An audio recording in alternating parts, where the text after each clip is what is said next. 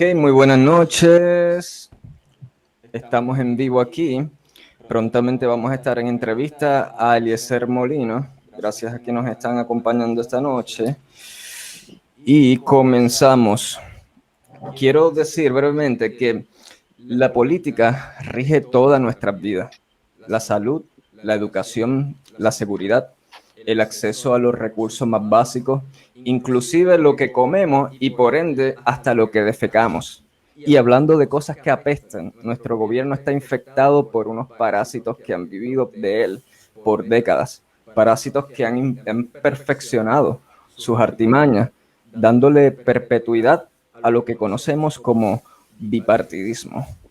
Y durante el programa de hoy también nos acompaña mi amigo Perry López, anfitrión de Ciencia en lo Cotidiano. Saludos, Perry, ¿cómo estás? Sí, Sab, buenas noches. Saludos a todas las personas y amigos que nos ven a través del internet y también saludo a nuestro invitado, el señor Eliezer Molina. Eliezer, buenas noches, ¿cómo se encuentra? Buenas noches, nos encontramos bien, poquito ajetreados, parte de la rutina diaria, pero yo bien agradecido porque ustedes nos brindan una oportunidad para poder tener un contacto con el pueblo y me parece que ustedes propulsan un cambio positivo para nuestra sociedad, así que yo aplaudo eso. Gracias, Eliezer. Pues como acaban de escuchar, hoy abrimos el micrófono para charlar con Eliezer Molina, uno de los candidatos a la gobernación de Puerto Rico, que busca acabar con la problemática, o sea, los problemas que corroen nuestra isla. Eliezer, en una semana como esta, el pueblo se movilizó para sacar del poder a Ricky Rosselló. Me gustaría que comenzara con una reflexión de este hecho, su perspectiva ya un año de esto. Mira, para mí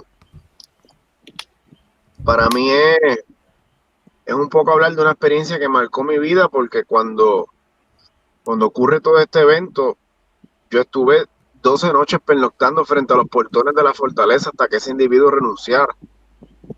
Una semana antes de toda esa revuelta, yo había anunciado allí frente a la fortaleza que iba a aspirar para la gobernación y Ricardo Rosselló me cerró el Paseo de la Princesa, me rodeó de guardia.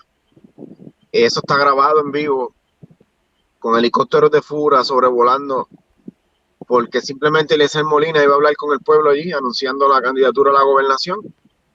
Y luego una semana posterior a eso sobre el chat y en un diálogo con mis compañeros acordamos quedarnos allí porque el pueblo necesitaba un ejemplo de sacrificio y entendíamos de que si simplemente íbamos a recibirlo allí y nos íbamos para nuestras casas, pues todo iba a acabar ahí, que había que quedarse allí, que había que alentar a las personas a que continuaran allí hasta que este individuo renunciara. Son cosas que tal vez la prensa no pregunta ni nada, pero yo lo comparto con ustedes. Y allí estuvimos 12 noches consecutivas durmiendo en los portones. Y ver cómo todo un pueblo se unió, pues fue una experiencia inolvidable. El resultado no fue tanto el que esperábamos, porque nosotros queríamos sacarlo a él y tampoco permitir que Wanda Vázquez fuese la gobernadora, porque sabíamos que era su secretaria de justicia y sabíamos que iba a haber una impunidad por todas las cosas que hizo y me parece que la historia habla por sí misma. Pero yo creo que es un punto de partida en la nueva civilización de los puertorriqueños que marca un cambio de cómo nosotros podemos hacer las cosas para esperar el resultado, un resultado distinto, ¿no? Y yo creo que ese malandrín tenía que estar fuera, está fuera, y me siento muy orgulloso de poder haber sido parte de una generación que sacó una sabandija como esa, y yo creo que eso es gratificante.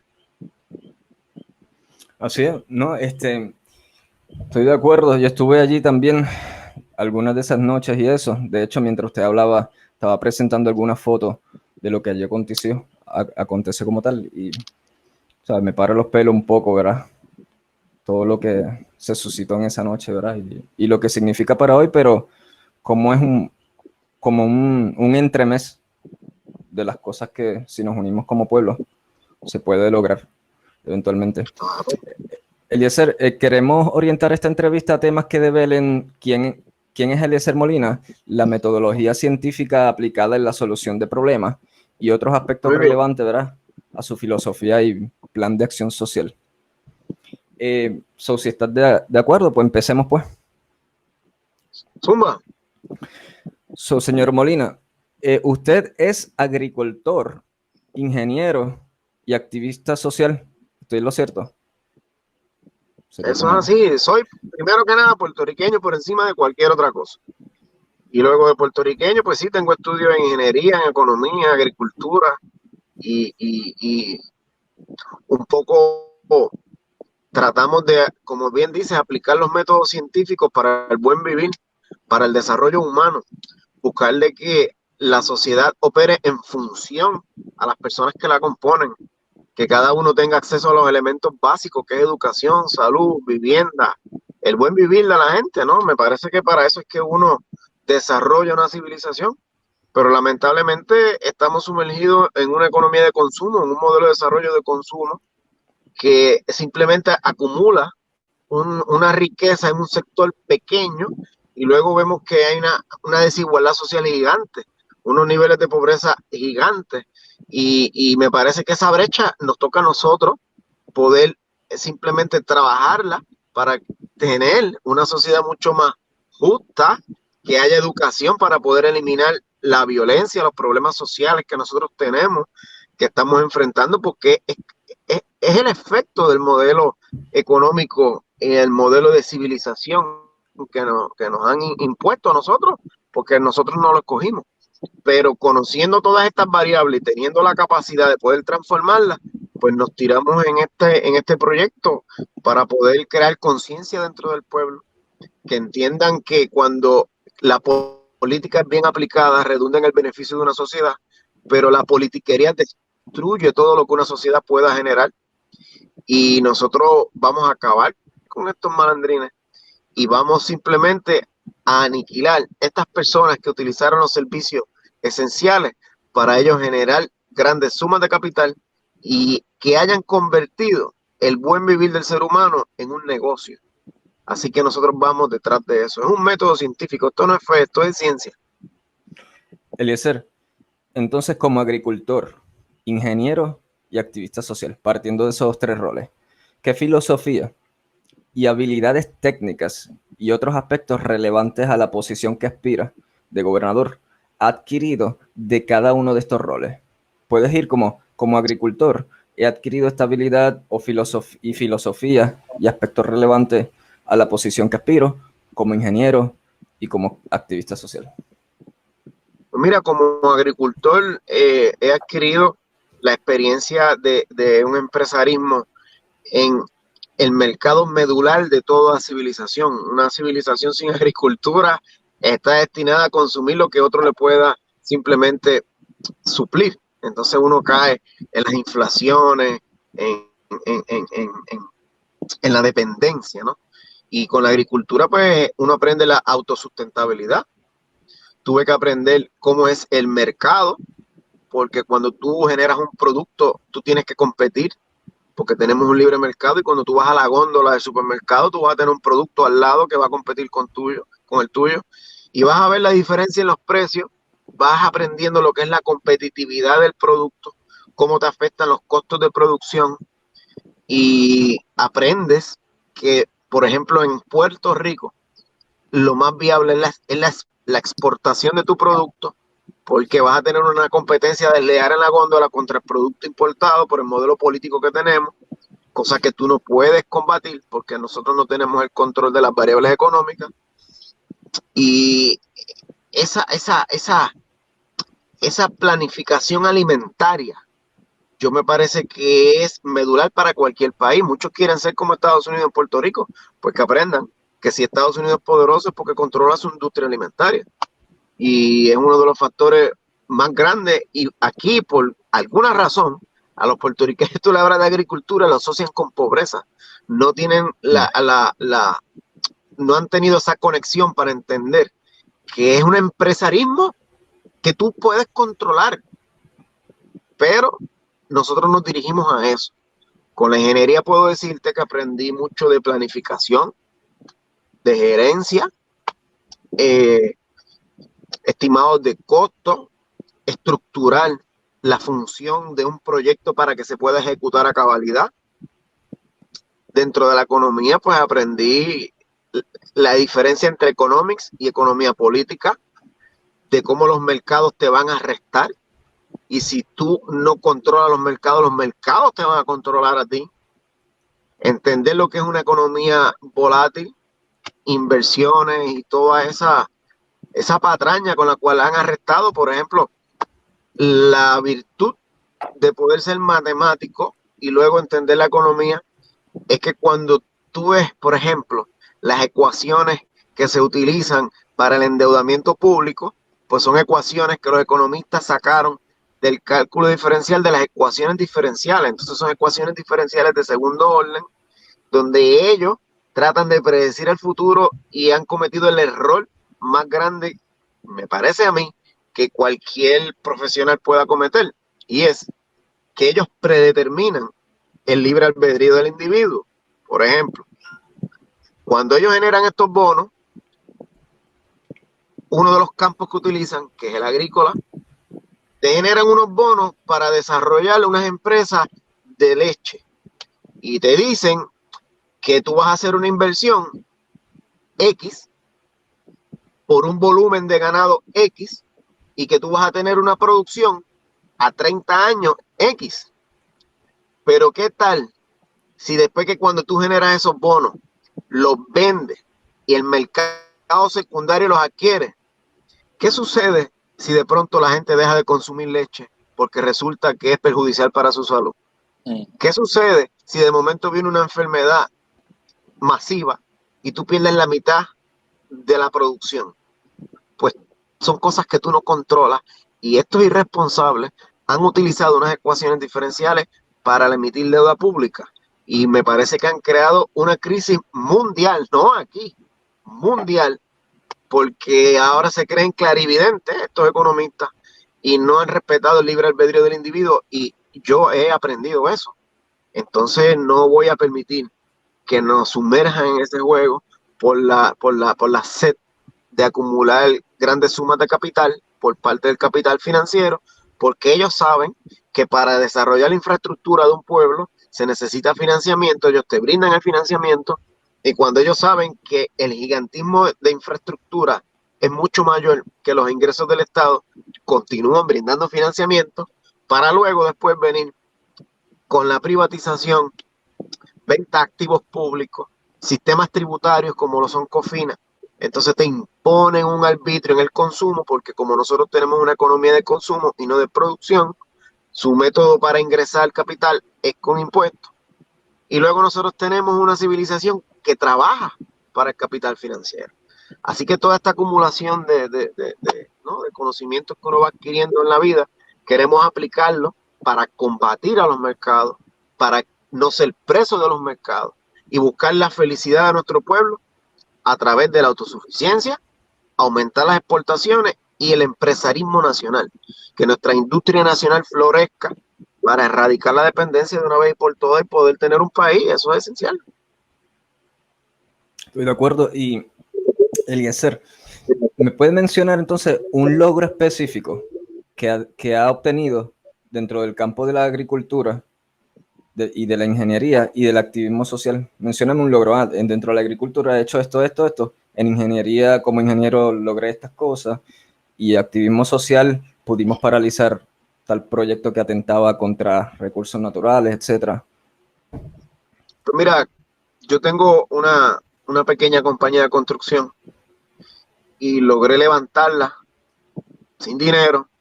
Yo agarré un martillo y me fui a trabajar yo mismo, me busqué varias personas que me ayudaran y así comencé en un momento donde la economía de Puerto Rico colapsó, literalmente colapsó. Estamos hablando de hace 10 años atrás. Y todos los ingenieros civiles se tuvieron que ir de Puerto Rico, yo me quedé y al día de hoy pues genero empleo a través del sector de la construcción y me ha dado un sustento para mi familia, me parece que eso es un logro. Con la agricultura, pues para mí ha sido un logro poder levantar una hacienda cafetalera. Para quien no, ¿verdad?, esté relacionado a estos cultivos, el cultivo del café tarda 3 años, 5 en cosechar. Y cuando yo llegué a mi tercer año, vino un huracán categoría 5 y yo perdí todo. Cuando te digo todo, todo. Y con mucho sacrificio, pues volvimos a levantarnos y ahora vamos a exportar nuestro producto para entrar en el mercado mundial. Y me parece que sirve de ejemplo para que muchos puedan hacerlo porque tenemos los recursos. Yo quisiera que mi gente pueda hacerlo, porque si nosotros nos ayudamos, en vez de verlo como una competencia, nos ayudamos, pues eso es positivo, porque por ejemplo, yo podré exportar un volumen X, pero si yo tengo más productores en combinación, tenemos la capacidad de aumentar nuestras exportaciones y a la larga es más costo efectivo para todos. Y tengo un sistema agroforestal en Puerto Rico de café que es el único, me parece que no existe otro donde tú tengas un cafetal en un sistema agroforestal, y eso es algo que lo hemos logrado. Y como activismo, yo te diría que lo mejor que hemos podido hacer ha sido trabajar por preservar nuestros recursos naturales. Cuando sacamos a Tania Vázquez, o sea, a Tania Vázquez la sacamos nosotros, fue producto de nuestro activismo en defensa de los recursos naturales. En estos días estuvimos en Camuy y allí le dimos un palo durísimo a una persona que simplemente es un individuo conectado a los partidos políticos que tiene la capacidad de movilizar su mano negra dentro de la Agencia de Recursos Naturales, y poco a poco los estamos erradicando y vamos sacándolo como si fuesen ratas, uno por uno. Y como esos muchos más, empezando por el de Rosellito también, que lo sacamos, y me parece que es bien importante que la gente acabe con la tolerancia y entienda de que hay muchas veces que cuando tú tienes una institución corrupta, la fe no mueve montañas. Así que usted no puede esperar de que estas instituciones actúen en favor del pueblo, porque lo que están es para fastidiar al pueblo. Así que el pueblo es quien se tiene que unir y de forma comunitaria se hacen muchas cosas muy bonitas, y yo creo que por ahí va la cosa. Sí, una de las cosas que me llamó la atención de lo que usted está haciendo es precisamente estos aspectos de logros de activismo social, porque revisando su página, veo que sube videos constantemente y eso, denunciando aspectos que están ocurriendo, atentando contra nuestros recursos naturales y eso, y me parece genial que todo el mundo, como esta entrevista no va a dar tiempo para tocar tantos temas, pero le recomiendo a todo el mundo que entre a esa página que es Eliezer Molina, ¿verdad? Y está también Movimiento de Conciencia Ciudadana. Sí. Correcto. Sí, Movimiento de conciencia. Señor Molina, una preguntita tengo por acá, Super. si me escucha. Sí. Usted habla un punto bien neurálgico y ese tema me fascina, me apasiona, que es la agricultura. Y concurro con usted en que la agricultura debe ser uno de los motores principales de la economía de un país. Pregunta, ¿cómo usted en su plataforma de gobierno piensa desligar, como usted muy bien dijo, la palabra o el concepto de pobreza a la agricultura? ¿Y cómo entonces vamos a incentivar a los jóvenes que están acostumbrados a una vida, pues van al restaurante de comida rápida, van al supermercado? ¿Cómo vamos entonces a cultivar esa mente de esos nuevos jóvenes para que entonces miren hacia la agricultura? Mira, me parece que lo que hay que darle las herramientas para que ellos puedan simplemente autoemplearse, y de los frutos ellos mismos se van a convencer. Pero necesitamos muchos ejemplos, necesitamos que sea palpable.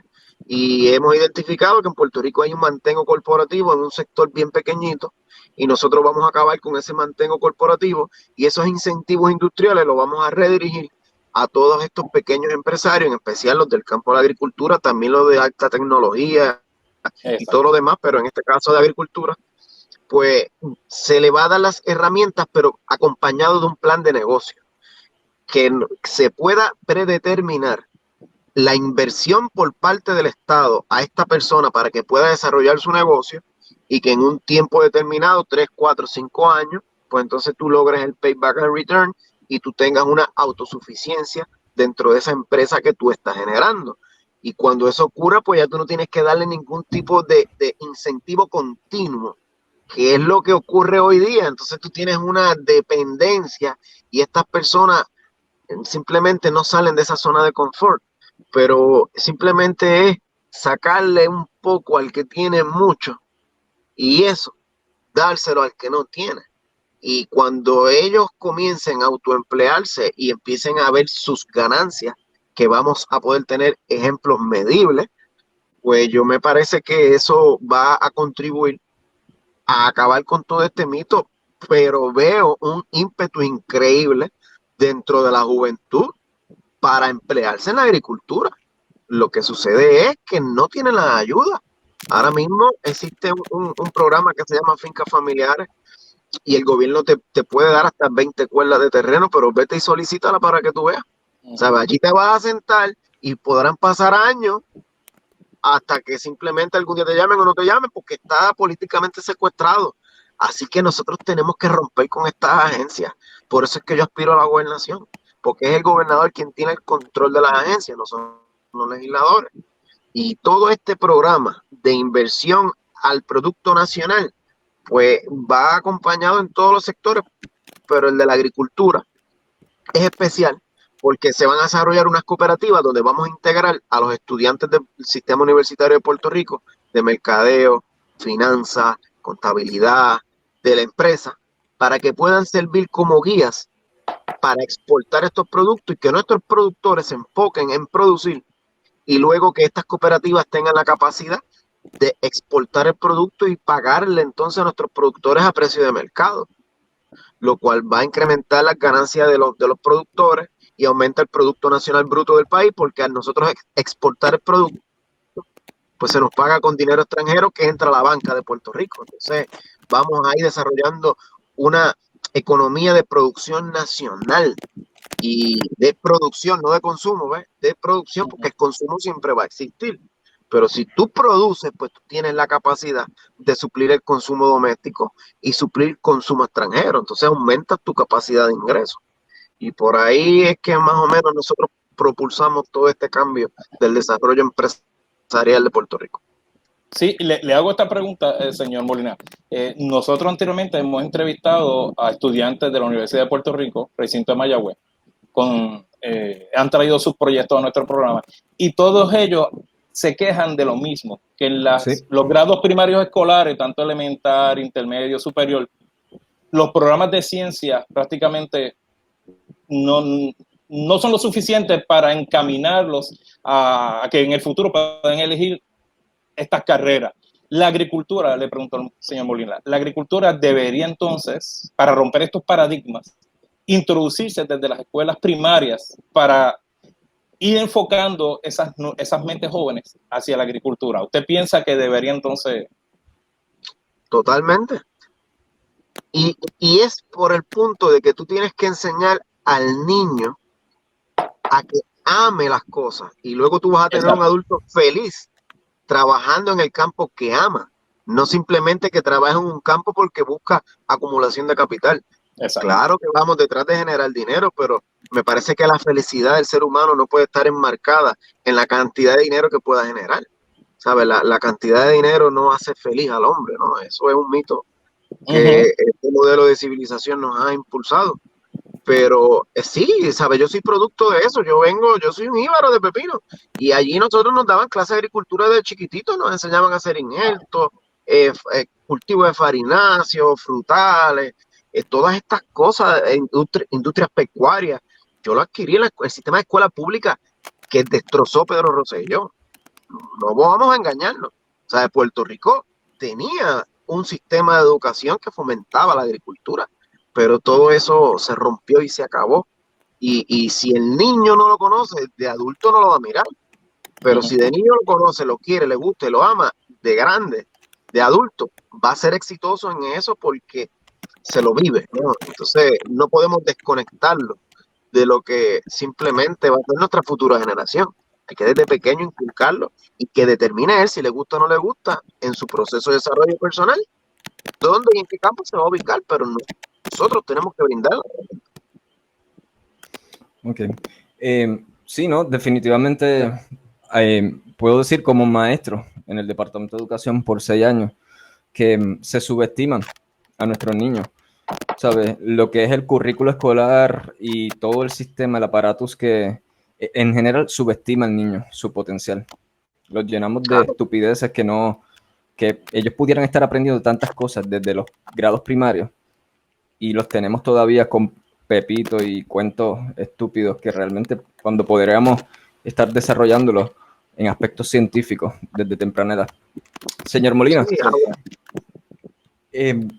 quería preguntarle, como algo anecdótico, pero quiero que me abunde, porque pienso que el ser humano crece cuanto más se expone a la diversidad. ¿Sabes? Mientras más culturas e ideas distintas le ponemos atención, mejor nuestro cerebro procesa el mundo que nos rodea como y más empáticos, mejores solucionadores de problemas nos volvemos, más receptivos a aceptar evidencia que rete nuestros preconceptos del mundo. Pero en Puerto Rico, y aquí abundando en eso de la educación que estamos hablando, tenemos un problema, ¿sabes? Somos una islita hermosísima, pequeña en medio del Caribe y colonizados además, ¿verdad? Y en las escuelas no nos enseñan diversidad. Nunca aprendemos de la cultura suramericana, japonesa, china, del Medio Oriente, Escandinavia.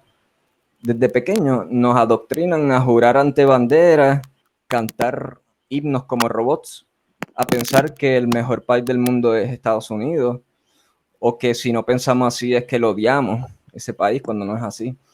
Y esto pues no nos limita, ¿sabes? Ese tipo de educación, que no considera otras culturas, cuando vivimos en un mundo que este celular es de China, este micrófono es de Australia, el carro con que viajo todos los días es de Japón. O sea, ¿sabes? No debería la educación como que eliminar esas fronteras y enseñarnos que todos vivimos bajo un mismo planeta y que la multiculturalidad es esencial. Lo que pasa es que si se aplica lo que tú estás diciendo, entonces Georgie Navarro no vuelve a ganar las elecciones. El sistema está hecho para crear una desconexión del ser humano con su entorno y simplemente limitarlo al pensamiento que el sistema quiera inculcarle. Entonces no existe libre pensamiento. A mí me joda la vida que yo vivo rodeado de personas que tienen un idioma, se le inculca a otro, entonces no saben ni el uno ni el otro. Y ve un problema entre la ortografía de su idioma primario, el poder hablar el secundario, y por qué hay que hablar inglés, ¿sabes? Podemos hablar mandarín, qué sé yo, alemán, tantos idiomas, 5, 6, 7 idiomas, podemos hablarlos todos, pero ellos tratan de que tú eso no lo puedas desarrollar a temprana edad para que sientas ese afecto. Mira, a mí nunca se me olvida que cuando pequeño, no sé la edad de ustedes, ¿verdad? Pero cuando yo pequeño, que todavía no existía la señal digital, era análogo, a las 12 de la noche se tumbaba la televisión y venía el himno de Puerto Rico y de Estados Unidos y se despedía con un íbaro, con una pava, un niño chiquito, dándole las gracias y la mano a 3 militares bien grandes, al lado de un helicóptero. Entonces el mismo sistema te está diciendo, mira, ustedes son inferiores a ellos y tú los necesitas a ellos para que te sientas seguro. ¿Tú crees que eso no trabajó la mente de generaciones que hoy día son adultos y no lo pueden entender? Porque yo lo veo a diario. Pues sistemáticamente nos han destruido. Y eso viene desde la educación, desde pequeño. Así que se comienza. Bueno, yo te puedo decir que yo en los libros de historia puedo ver y leer sobre el grito del Ares. Grito del Ares, ¿verdad? Cuando los puertorriqueños en aquel entonces se levantan contra el colonialismo español. Pero ¿en qué libro tú encuentras la revuelta de 1950 contra los Estados Unidos? Eso no se enseña. Se enseña contra España, pero no se enseña contra Estados Unidos. Y son elementos históricos que me parece que tú tienes que educar a tus niños para que ellos entiendan su historia, ¿sabes? Que decidan ellos cuando adultos dónde se quieran ubicar. Pero la historia es la historia, tú no la puedes ocultar. Y es muy lamentable que hayamos caído en eso. Y yo creo que es lo que nos ha hecho presos de un modelo político que ha evitado que los puertorriqueños no se vean como puertorriqueños para poder trabajar en la misma orientación y simplemente trabajo con el que sea joven, con el que sea azul, con el que sea independentista, con el que sea estadista, con el que sean yo no sé qué ista más, porque si no es de tu ista, es enemigo tuyo. Y eso ha sido el error más grande que hemos cometido como pueblo y ha provocado el estancamiento de presente. Cuando nosotros rompamos con esa ideología, que son creencias, no nos vamos a engañar, son creencias, pues nosotros vamos a poder alcanzar el éxito como pueblo. Mientras tanto, vamos a seguir peleando uno y otro, que si es independentista, que si no es independentista, que si es estadista, y no vamos por ningún lado. Correcto. Sí, muchas gracias. Peric, ¿tienes algo que añadir sobre eso? Para pasar a otra pregunta que quiero. Sí que se entiende entonces, volvemos otra vez al tema de la educación. Eso es parte también de la educación. El insularismo que tratamos de llevar, que no vemos más allá de nuestras fronteras, y tanto para la agricultura como para la ciencia y otras competencias que los estudiantes deben aprender durante su escuela, durante su estadía escolar, es ver el mundo y conocer lo que hacen los demás, porque eso nos ayuda. Científicamente, nosotros tenemos que conocer los avances que hay en otros lugares para no volver a repetir lo mismo o no cometer los mismos fallos. Así que sí, yo estoy 100% de acuerdo con lo que decía el señor Molina. Hay que romper todas estas barreras, sacar la política. El Departamento de Educación es un departamento que debe reformarse urgentemente porque se ha quedado atrás en los tiempos, se ha dormido la noche de los tiempos y vemos el resultado con los jóvenes y con las personas que están subiendo. Como dijo el señor Molina, yo me acuerdo de ese anuncio, yo tengo un poquito más de añitos, yo creo que ustedes, bueno, mucho más quizás, yo soy aquí el anciano de la tribu, sí me acuerdo de ese anuncio y lo veía toda la noche, pero no me adoctrinó. Eso es importante, eso es importante. Mira, nosotros estamos proponiendo que en nuestro modelo de educación se eliminen los exámenes, que nosotros simplemente identifiquemos en qué campo el niño es feliz y se desempeña a mayor cabalidad y tú invertir los recursos en que él pueda simplemente desarrollarse a mayor cabalidad en lo que a él le guste.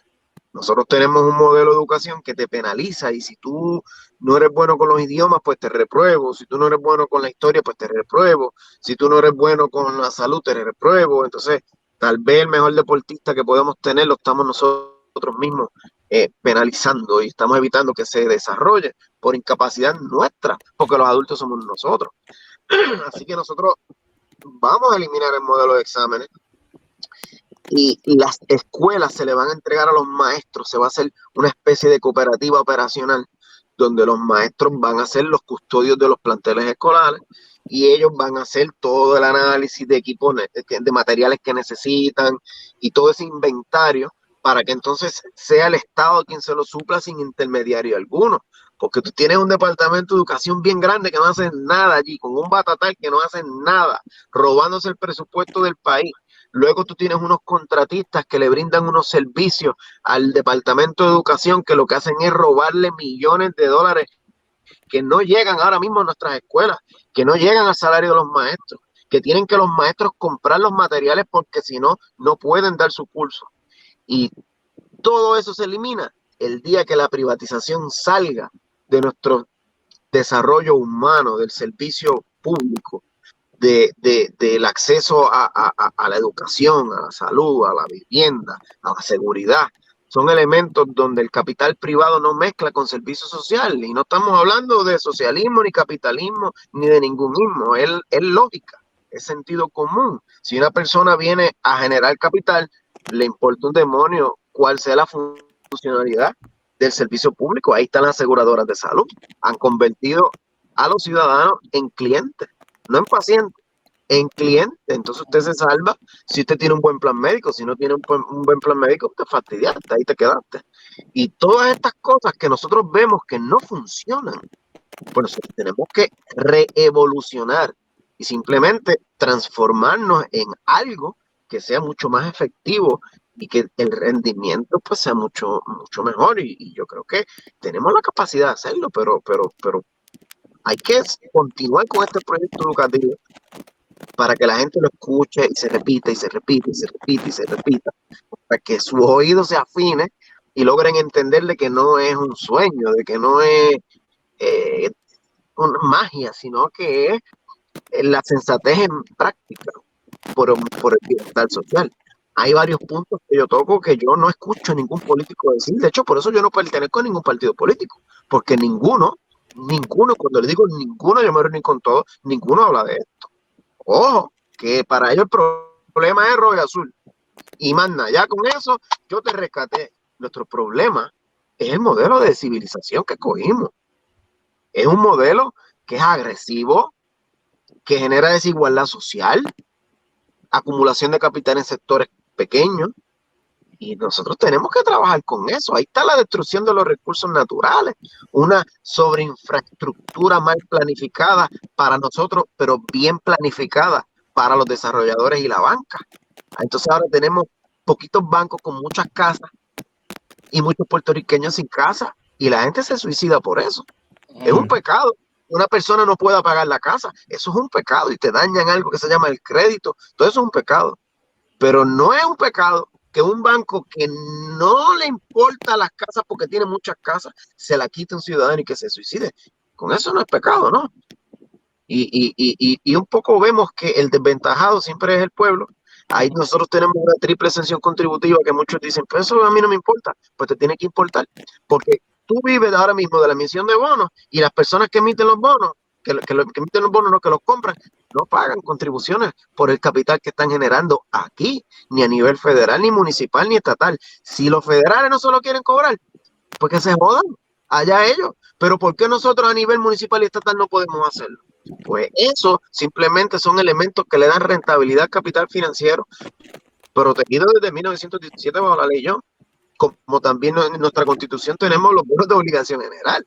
Yo escucho a estas personas, la élite de este país, que dicen que eso es importante porque eso le da atractivo a los bonistas, porque le da una seguridad para que vengan, y todas esas estupideces que se inventa la élite, pero son simplemente mecanismos para darle rentabilidad al capital financiero. ¿Cómo yo te corto a ti las pensiones? O te corto tu sistema de salud, de educación, porque tengo que pagarle primero al capital financiero, que emiten bonos a 40 años, porque ellos no tienen tanto dinero que tú puedes estar pagándole 60 años, ellos van a estar muertos y siguen ganando dinero. Y tú vas a afectar a personas que tal vez $5 en su bolsillo son determinantes para la calidad de vida que se va a dar. Pues entonces, si no trabajamos para nuestra sociedad, ¿para qué vamos a trabajar? ¿Para el capital financiero? Nah, lo siento. Nosotros venimos a ponerle un freno a esto, y lo vamos a hacer, cueste lo que cueste. Los demás partidos políticos, ninguno le habla de esto. Busque uno que lo mencione, ninguno, porque están enfocados en ganar las elecciones, en que hay que sacar aquel o el otro, y todo se va a arreglar. Cuando se enfrenten a la triple exención contributiva, cuando se enfrenten a las leyes de comercio interestatal, que tú no puedes proteger tu producto nacional porque tú tienes una imposición federal que evita el que tú tengas medidas que protejan tu producto, que tú de momento te dicen que te van a generar trabajo en una economía de consumo que no produce. ¿Cómo vas a generar trabajo? Pues con las ideas como la de Aníbal Acevedo Vilá, que viene con otra 936 o una estupidez de esa, para venir y traerle el capital extranjero, porque así es que el crecimiento económico desarrolla la civilización, y luego vienen aquí en un paraíso fiscal, nos tienen como indios y como esclavos trabajando para ellos. Se van y te despiden 500,000 de cantazos, y esa gente pierde sus casas, el banco se las quita, y todo lo que hemos vivido, eso pasa por tener una economía de consumo y no una economía de producción. Entonces hay que cambiar eso. No, estoy de acuerdo también que, como mencionó dentro de esa conversación, que las soluciones son bastante simples. I mean, en teoría, estas soluciones son simples. Es la corrupción o la incompetencia, o una combinación de ambas, lo que impiden que se desarrolle, ¿verdad? Que se lleve a cabo el efecto dominó que permita ese progreso social. Lo que me lleva, Eliezer, precisamente, que, ¿verdad? Todos estos problemas del diario vivir, como menciona, y podemos decir como buscar fuentes de energía renovables, producir viviendas para todos a bajo costo, producir abundancia alimenticia. Estos son problemas que no pueden ser resueltos por abogados o economistas, ¿verdad? Que es de lo que está lleno el gobierno actual, si no me equivoco. Son problemas técnicos que no son problemas técnicos que la ciencia, la ingeniería pueden resolver, ¿sabes? Por ende, puede hablarme, los políticos de carreras que tenemos, esos tradicionales, no podrían resolver problemas ni aunque fuesen buena gente, ¿sabes? Aunque no fuesen corruptos, que la mayoría es que los que están posicionados ahora, lo vemos todos los días en las noticias, son unos corruptos, aunque fuesen buena gente, no saben cómo solucionar problemas. Simplemente no saben, porque no están aplicando la metodología científica, la ciencia, la ingeniería. Ni lo aplicaron, ni lo aplican, ni lo sufren. Porque nosotros hemos sido gobernados por la élite. Y la élite, que no ha sufrido lo que es la opresión del sistema, para ellos todo está bien. Entonces, por eso es que es bien importante tener a alguien que venga de abajo, que haya sido pisoteado por el sistema, porque eso te genera una cicatriz que tú siempre la miras y no olvidas el dolor que eso causa a los seres humanos, no tanto a ti, sino a tu entorno. Y la felicidad es colectiva. El que crea que siendo feliz uno, el mundo se arregló, uno logra la felicidad cuando los que te rodean son felices. Y para eso, pues nosotros tenemos que transformar nuestro modelo de civilización. Y los abogados, yo no tengo nada en contra de los abogados son buena gente, pero para esto no fueron entrenados para interpretar la ley.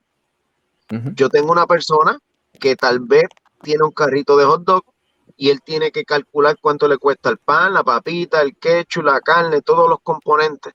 Y él sabe entonces cuánto tiene que vender el hot dog para poder tener un retorno de inversión. Vamos, ¿sabes? No hay que tener un doctorado en economía ni nada por el estilo. O sea, los economistas también lo que hacen son análisis económicos, que también muchas veces se lo paga la banca. Entonces, ¿tú crees que ellos van a hacer algo en el mayor beneficio de la sociedad cuando sus clientes se van a perjudicar? No, mira, no, hay que invertir, hay que jugársela en el mercado para entender cómo es que en realidad opera y es bien agresivo contra los productores nacionales. Sistemas de permisos que son onerosos, que tardan mucho, limitaciones con las licencias, las malditas licencias. Eso lo que vino aquí fue a limitar los mercados para evitar la competencia de un sector que ya está acomodado. Entonces yo te controlo si te doy la licencia o no te doy la licencia. Esas cosas hay que eliminarlas. Sí, para quien nos está escuchando, ¿verdad? Estamos en vivo aquí con Eliezer Molina, candidato a la gobernación de Puerto Rico, independiente, no está atado a partido alguno. Y ampliando sobre eso, gente, no hay ciencia en los gobiernos actuales. ¿Sabes? Es impresionante cómo candidatos ganan bailando la Macarena o lo que sea la canción popular del momento. Pero entonces yo le pregunto, Eliezer, ¿y dónde están los verdaderos solucionadores de problemas? Porque usted está aquí hoy, tiene esos conocimientos técnicos, pero ¿dónde están los demás? ¿Dónde está la comunidad científica al lado de cada uno de nuestros representantes o que ellos mismos sean nuestros representantes? ¿Qué está pasando? ¿Dónde están escondidos? Están del lado del que les pague, lamentablemente. Por eso es que yo propicio los medios como ustedes, porque cuando nosotros tenemos medios que están limpios, que la voluntad es de que uno se exprese es libre, pues sirven como comunicadores genuinos, que luego los mensajes ayudan a que se eduque a la población. Y somos nosotros quienes tenemos la solución al problema en la medida que compartimos los trabajos de cada cual. Eso es bien importante, pero nosotros lamentablemente ahí tienen el nuevo día. ¿De quién es el Nuevo Día? Del Banco Popular. Entonces, ¿usted cree que yo voy a pasar una política donde la banca va a tener que asumir, porque es una de las propuestas que traigo, que la banca va a tener que asumir la devaluación de los activos inmuebles, porque son ellos quienes imponen el tasador, son ellos los que determinan el costo de las casas en el mercado, y luego vienen y las devalúan, y sean las personas las que tienen que asumir la pérdida y no la banca? ¿Usted cree que el Nuevo Día va a publicar de que nosotros proponemos un alivio a los puertorriqueños, a los dueños de las casas, porque la pérdida la va a asumir la banca? Primero me mandan a matar o me hacen una campaña en contra y se inventan mil cosas, y para eso es que sirve la prensa en este país. Entonces, ahí es que está el problema. ¿Sabe? Estamos secuestrados mediáticamente y tal vez muchas personas que sí quieren este cambio, pero temen a que sus expresiones lleven a que ellos pierdan su empleo, a que sus familiares pierdan su empleo, a que se afecte su estabilidad económica, física y emocional. Entonces, muchas veces es el miedo que hace que no demos ese paso, ¿no?, de cambio, pero yo creo que se está acabando poco a poco. Eliezer, democracia. Vivimos en una democracia. Y segundo, ¿sabes? ¿Es la democracia por sí misma efectiva o es irrelevante si quienes participan de la misma no son personas educadas en los issues a discutir o resolver? Para darle un ejemplo, ¿sabes? Mira un ejemplito aquí. Si yo selecciono un grupo de 100 personas para que democráticamente decidan cuál es el mejor abono a utilizarse para hacer crecer un árbol de limón, y estas personas, pues obviamente al ninguna haber sido educada en ese tema, termina recomendando un detergente de cocina. Pero por otro lado, le hago la misma pregunta a una sola persona que sea un científico educado en el asunto, un agrónomo en este caso, esto me va a dar resultados más favorables. Entonces, la democracia en sí, primero, si vivimos en una democracia, y segundo, la democracia en sí no es irrelevante si se desprende de la educación y el conocimiento científico, usando como base el ejemplo que le di. Es que la base es la educación. Es como yo decirte a ti que yo sé leer, pero no tengo comprensión de lectura. Entonces, ¿de qué me vale a mí leer un cuento cuando no lo sé interpretar? Sabré leer, pero si no sé interpretar la lectura, pues no sé leer. Pues es lo mismo. Nosotros podemos tener una democracia que el voto seleccione las personas que van a dirigir el país, pero cuando tú tienes un alto grado de ignorancia y de estupidez en la población, pues es un peligro, porque son muchos y votan. Entonces la estupidez es lo que va a ganar. Por eso es que la educación es medular. Pero si vivimos en una democracia, yo te lo puedo contestar muy fácil. Aquí ganó por un referéndum la unicameralidad. ¿Cuántas cámaras tenemos hoy día? Pues ¿dónde está la voluntad del pueblo? ¿Dónde está? Así que se votó por eso, Yo sé exacto, dónde como está, menciona, un en el referéndum. bolsillo del legislador. Así que no podemos engañarnos, ¿sabes? Podremos tener un sistema de selección de personas, pero si las personas que lo seleccionan no están educadas o no entienden el entorno de lo que es la política, pues tenemos un problema. Yo aborrezco decir que soy político, pero todo en la vida somos políticos porque a todos nos preocupa el aumento del agua, el aumento de la luz, dónde nuestros hijos van a estudiar, pues todo eso es política.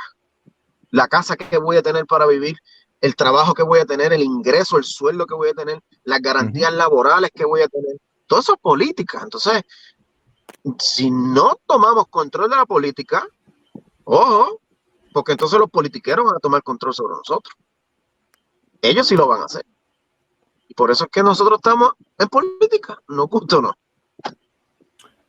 No vivimos en una democracia. Nos dan a elegir cada 4 años entre McDonald's y Burger King, que son opciones que elige el mismo sistema, y no lo vivimos. Y cada 4 años una votación y no tomamos, la sociedad no toma decisiones, no es partícipe de la sociedad, de las cosas más relevantes que nos afectan.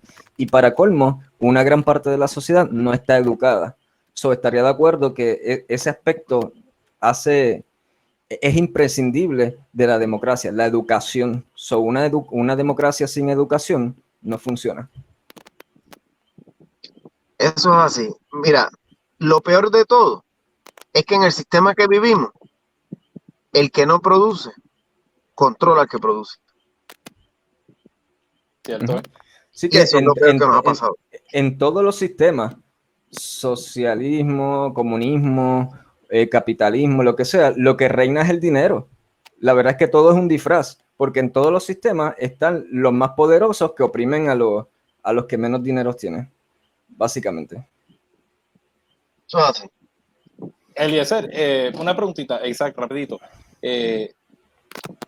¿Cómo Eliezer Molina, de salir electo gobernador de Puerto Rico, va a luchar contra esos grandes intereses que por décadas ya sabemos que gobiernan este país? Es el poder detrás del trono.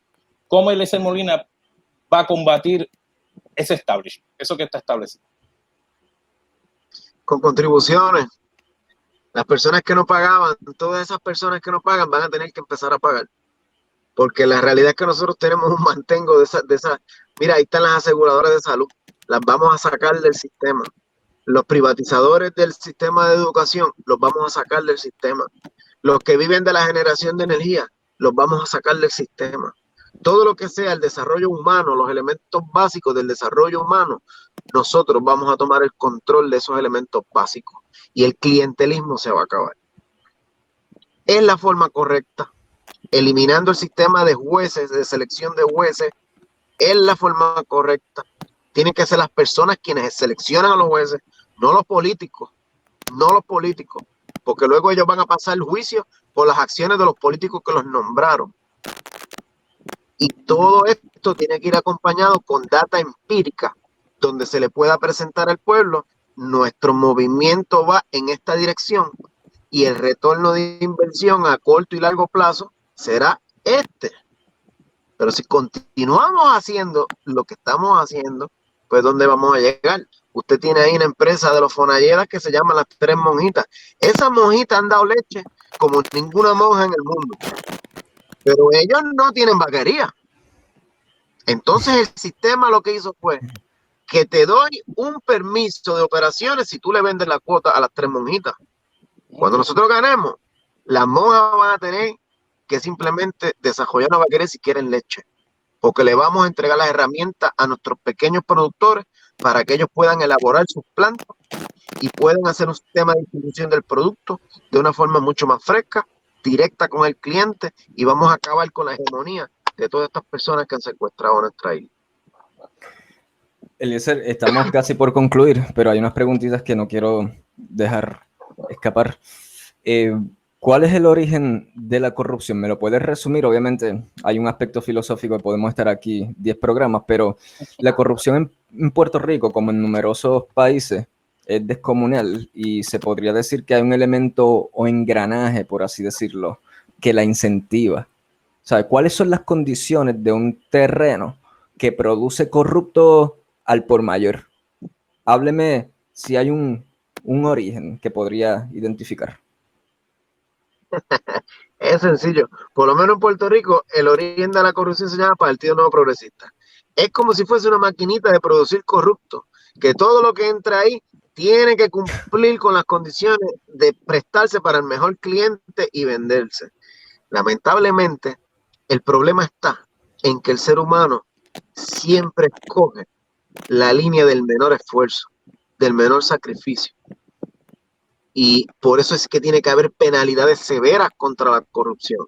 En Puerto Rico hay corrupción porque hay impunidad ante el corrupto. Tan es así que hasta preso puedes ir y sales con un contrato de analista político en la televisión. Porque no hay respeto, no hay consecuencias. El día que haya consecuencias contra el corrupto, esto aquí se va a acabar. Pero el problema mayor es que se ha convertido el servicio público en una carrera personal de las personas que ostentan los cargos. Por eso tiene que haber el límite de que una persona no puede entrar al servicio público por 20, 30 años. ¿Pero qué es eso? ¿Qué es eso? Eso lo que hace es establecerse como un Tomás Rivera Chat que lleva décadas nombrando jueces. ¿Usted cree que va a haber un juez que actúe en contra de él? Pues hay que sacarlos de ahí. Tenemos que poner límites. No sé, 6 años, 8 años. Pero los políticos no pueden entrar al servicio público y tomarlo como una carrera personal. Tiene que ser servicio público. El día que nosotros tengamos servidores públicos, se acaba la corrupción. Correcto, políticos de carrera, definitivamente eso es un peligro. Pero también podríamos decir que detrás de cada político corrupto hay una corporación corrupta, metiéndose en el bolsillo de él.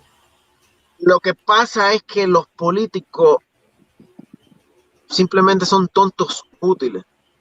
Son tontos útiles que se venden.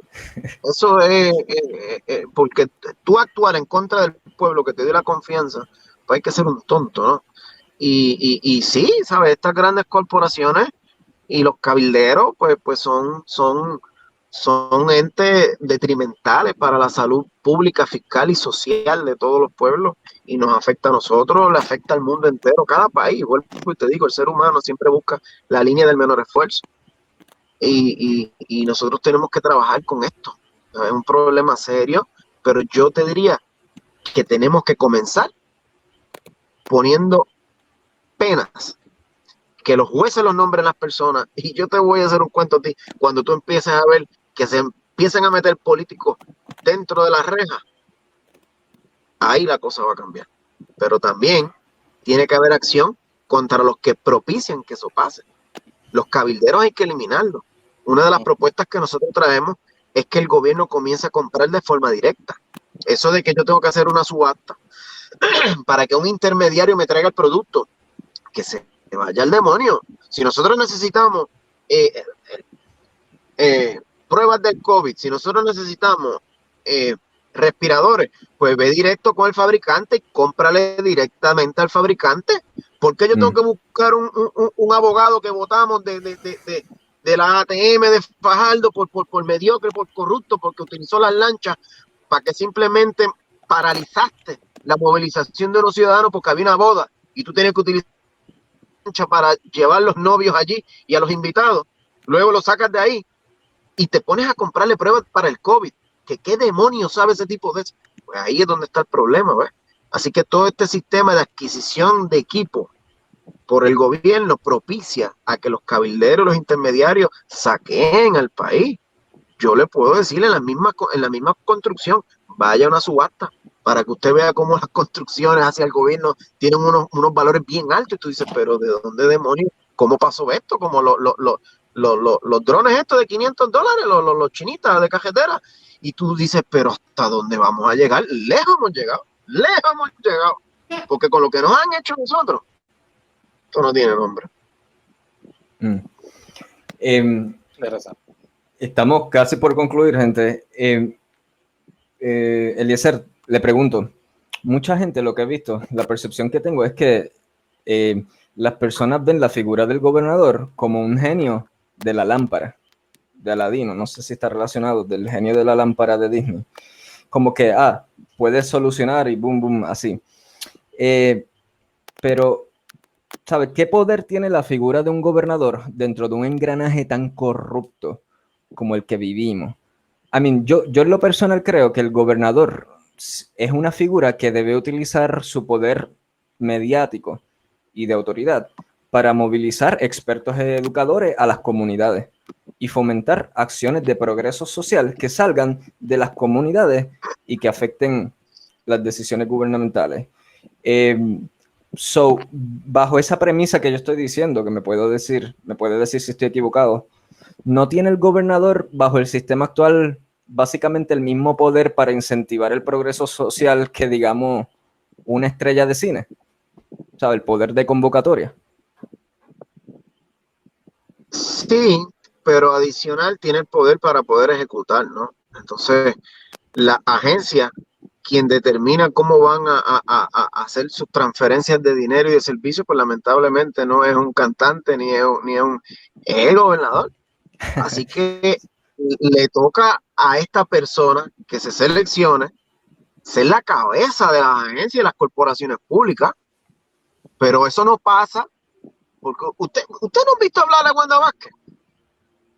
Eso da lástima. Sí, Ella tiene que sí. coger un papel y tratar de leerlo porque ella no sabe lo que está diciendo. Marioneta, Entonces, si tú total pones marioneta. una persona, claro, si tú pones una persona a cargo de la agencia que no entiende un demonio, lo más elemental que es el desarrollo humano, usted no tiene gobierno. Olvídate lo demás, porque si tú conoces lo que es el desarrollo humano, tus acciones como gobernador serán en el mejor beneficio de la sociedad. Pero si tú tienes una persona que está desconectada al desarrollo humano, que lo que está es acostumbrada al clientelismo y al partidismo, estamos fritos. Por eso necesitamos un gobernador independiente, que no esté atado a estructuras político-partidistas, ni a inversionistas políticos, ni a nada de estas estructuras que por décadas han secuestrado al pueblo. Entonces, por ahí que va la cosa. Eliezer, tenemos los recursos para ser un país rico, ¿verdad? Siguiendo el concepto de riqueza de un, ¿sabe? Ser ciudadanos con vivienda digna, salud, una educación y sistema de transporte público funcionales. O sea, dinero versus recursos. Porque nuestra sociedad nos ha acostumbrado a pensar que el factor dinero es imprescindible a la hora de desarrollar un proyecto. ¿Sabes? Que Mira, si la gente siempre... lo que pasa es, Dame terminar rápido. Dice, como que la gente siempre dice, ¿hay dinero para hacer tal cosa? Se pregunta. O dice, no hay dinero para hacer tal cosa, bla, bla, bla. So, no deberíamos aprender a pensar que más, ¿sabes? En términos de recursos. O sea, rediseñar esas interrogantes de modo que nos preguntemos, ¿existen los recursos para lograr tal cosa? En vez del dinero. Mira, existen ambas cosas. Puerto Rico genera con un Producto Interno Bruto 103 mil millones de dólares al año en un lugar donde viven 3 millones de habitantes. 3 millones de habitantes. Eso es una suma bien alta. Pero cuando tú sumas la fuga de capital, que es el dinero que se llevan las empresas extranjeras, que son poco más de 30 mil millones de dólares, cuando tú sumas el valor de las importaciones, que es dinero que nosotros compramos que se nos va, que sobrepasa los 45 mil millones de dólares, cuando tú vienes a ver que a ti se te va mayor cantidad de dinero que nuestro Producto Nacional Bruto, pues tú tienes que entender que tú no tienes el control de la economía de tu país, porque el dinero te lo están llevando. Eso hay que entenderlo. Pero por el otro lado, tú tienes que entender que Puerto Rico tiene vías para movilizarte a lo largo de la isla, de norte a sur, de este a oeste. Tiene sistemas de tendido eléctrico por toda la isla. Tiene plantas de tratamiento de aguas usadas, que eso es algo que es bien importante. Nosotros lo tenemos embalse, tenemos 600,000 cuerdas de carácter agrícola y tenemos 3 millones de habitantes. Nosotros tenemos recursos en exceso para trabajar con nuestra población.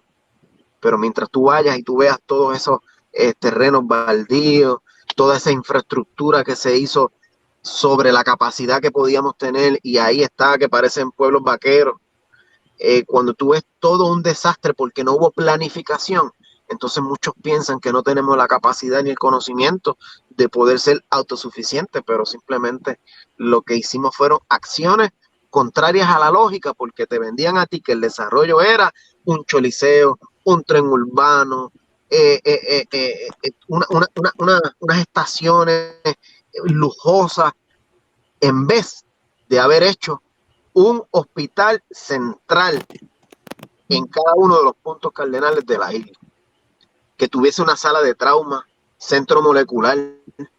Eso es desarrollo humano. Es más, eso es desarrollo económico, porque yo estoy desarrollando una infraestructura que a largo plazo va a atender las necesidades primarias de la sociedad, y en ese entorno se desarrollan asentamientos porque hay personas que tienen un servicio cerca, accesible, y entonces tú ves que comienzan los negocios, comienzan las casas, y todo gira alrededor de esa infraestructura permanente que tú hiciste, que va a desarrollar nuestra humanidad. Pero si hicimos un tren urbano, ¿quién se va a mudar al lado del tren?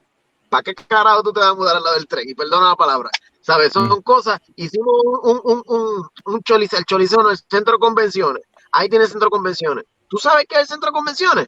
Las oficinas del desempleo. Gastamos miles de millones de dólares haciendo un edificio para que ahora sean las oficinas del desempleo. ¿Es eso sensato? ¿Es eso planificación? Pues gastamos el dinero en cosas innecesarias que no redundan en el beneficio de nuestra sociedad. Y sí, hay dinero, sí, hay recursos, y sí, hay un exceso de políticos corruptos que les encanta fastidiarnos. Y esas cosas son las que nos tienen aquí. Perry, yo tengo una pregunta más. ¿Quieres tú hacer un comentario o pregunta antes de yo proceder de esto y despedirnos? Sí, para los amigos que nos están viendo a través del internet, señor Molina, ¿qué usted le diría a esas personas que nos están viendo ahora? ¿Qué usted le diría para que voten por usted? ¿Cómo usted le puede demostrar que no es más de lo mismo? Porque sus palabras son cónsonas con la opinión de muchos puertorriqueños, pero ya hemos escuchado esas mismas palabras en el pasado. ¿Qué tiene Eliezer Molina para que entonces las personas que vayan a las urnas voten por usted? Bueno, yo lo que le digo a las personas es que visiten mi página en Facebook, que puedan ver lo que nosotros proponemos y que comparen con lo que los demás están proponiendo, que a mí no me van a ver atacando a uno ni el otro porque yo soy mejor. Eso lo tiene que determinar la gente, el pueblo, y tienen que internalizar de que haciendo lo mismo no vamos a obtener un resultado distinto. Y yo creo que llegó el momento de que nosotros demos un cambio para ver resultados distintos. Si son positivos o negativos, eso la vida lo sabrá. Y paso a paso, nosotros lo vamos a descubrir. Donde fallemos, corregimos, y donde nos vaya bien, pues lo propulsamos. Pero el estancamiento no puede ser opción. El clientelismo no puede ser opción. Tenemos que analizar lo que nos ha ocurrido y ver si nuestro sistema de salud está mejor, si nuestro sistema de educación está mejor, si nuestro sistema de vivienda está mejor, si nuestro sistema de seguridad está mejor. Si esos elementos no están mejores, pues nosotros no podemos continuar haciendo lo mismo. Y que se olviden de que es la élite lo que tiene la capacidad para gobernar, y que tú te tienes que poner una chaqueta y una corbata para ser un dirigente digno y que te digan honorable. Esos son estupideces que tratan de venderte una imagen para que tú creas de que esa es la persona correcta, pero el contenido en lo que dice no es consono con las realidades. Por eso tienes a Wanda Vázquez leyendo un papelito. Yo quiero añadir que yo he seguido la política puertorriqueña y tanto la de Puerto Rico, ¿verdad? Desde que tengo neuronas para tratar de procesar lo que pasa. Y nunca he escuchado candidatos hablar, como escucho a Eliezer Molina, de unos aspectos técnicos y soluciones, pero arraigadas a unos aspectos técnicos, como él lo habla. ¿Entiendes? O sea, solo añadiendo a lo que mencionaste, Perry, de que sí, otros políticos han dicho lo mismo, pero en realidad, siempre, cuando yo he escuchado a los otros políticos, los que hablan es risible, parece una tragicomedia, ¿sabes? No saben, no tienen neuronas para procesar de dónde, ¿sabes? Ideas y soluciones. Es lo que mi experiencia escuchando a políticos de carrera. A lo que me lleva a la última pregunta, Eliezer.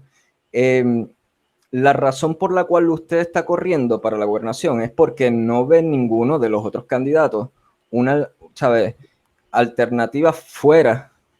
O sea, aún hay varias alternativas fuera del bipartidismo, pero definitivamente usted no ve ni en esas alternativas las competencias para que ese alguien sea un líder que comience a enderezar el país. Por eso es que usted está corriendo, porque no se ve representado en otro de los políticos que están actualmente. So, según usted, ¿verdad?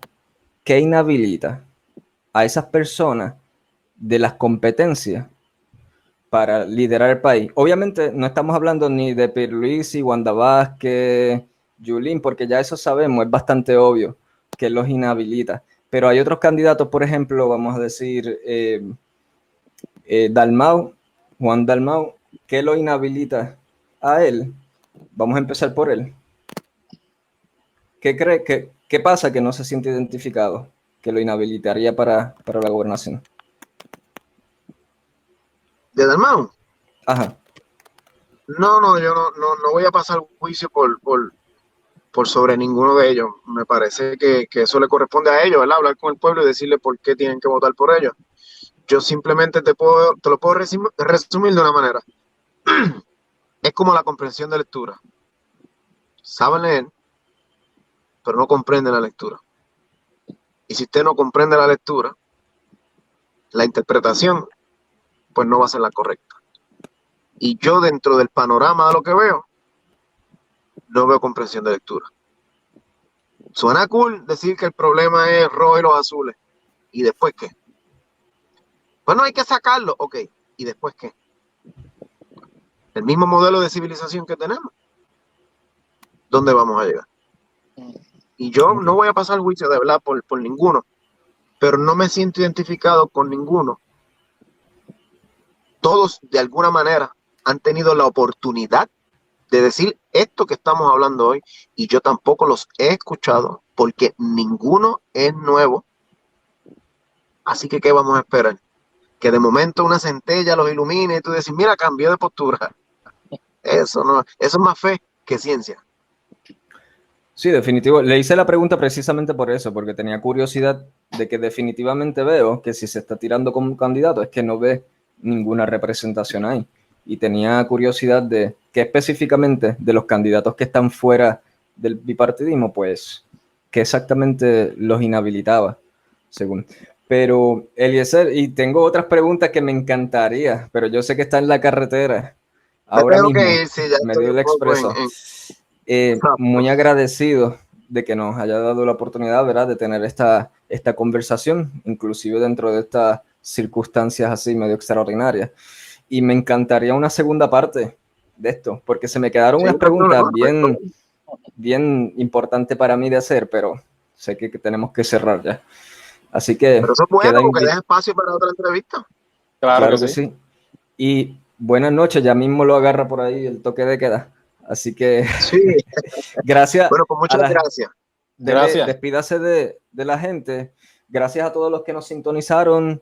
Sigan la página, compartan este video porque vamos a estar poniendo más material educativo. Antes de esta entrevista inclusive puse un montaje tipo documental de aspectos que me parece que son pertinentes a que la sociedad aprenda de ellos.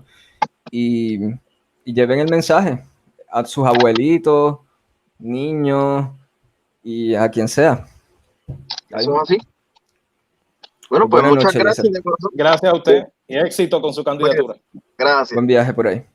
Buen viaje. Gracias. Bueno, gente, gracias por vernos esta noche. Quiero cerrar, de hecho, si todavía estás ahí, quiero recomendar 4 libros que debes leer antes de votar. Antes de votar estas elecciones, o si no vas a votar elecciones, no sé, pero para educarte sobre issues importantes que nos conciernen a nosotros como individuos, quiero recomendar 4 libros específicos que debes leer antes de votar. El primero se llama Chasing the Scream, de Joan Harris. Este libro habla sobre todo esto concierne a la guerra contra las drogas y cómo ha fallado, y nos ayuda a entender específicamente un aspecto científico y anecdótico, histórico, sobre este tema. Este libro es fascinante, es uno de los mejores libros que he leído en mi vida y lo recomiendo para todo ciudadano que todos los días tomamos decisiones que como colectivo que somos nos afectan. También quiero recomendar este libro, Richard Dawkins, The Magic of Reality, que es un libro sintetizado que nos enseña a amar las ciencias, nos enseña cómo funciona el mundo que nos rodea de una manera fácil de entender y vas a adquirir de este libro la oportunidad de amar la ciencia, entenderla sobre todo, entenderla como un instrumento no perfecto, pero que es la mejor metodología que tenemos para desarrollarnos en este universo. Y también quiero recomendar La Era de la Razón, escrita por Thomas Paine, que fue un founding father de los Estados Unidos. Thomas Paine escribió este libro en un punto de su vida cuando ya estaba en la vejez y quiso revelar unas cosas que él consideraba que durante su juventud y su aspecto político no podía decir porque lo hubiesen asesinado, básicamente. Y habla de algo que de verdad que le va a encantar, nos concierne a todos. Y por último, este libro de Jack Fresco que se llama Lo mejor que el dinero no puede comprar. Es un libro que habla también sobre aspectos científicos y de cómo funciona el mundo y cómo no necesitamos del dinero per se para desarrollar tecnología y aspectos también que son importantes para transformar positivamente a una sociedad. Con eso los dejo, esperemos que trabajemos todos por un mejor Puerto Rico y me despido con eso. Perry, ¿quieres decir algo más? Sí, gracias a todos por haber estado con nosotros. Y nada, seguiremos en la búsqueda del conocimiento de la libertad. Gracias a todos. Buenas noches. Buenas noches.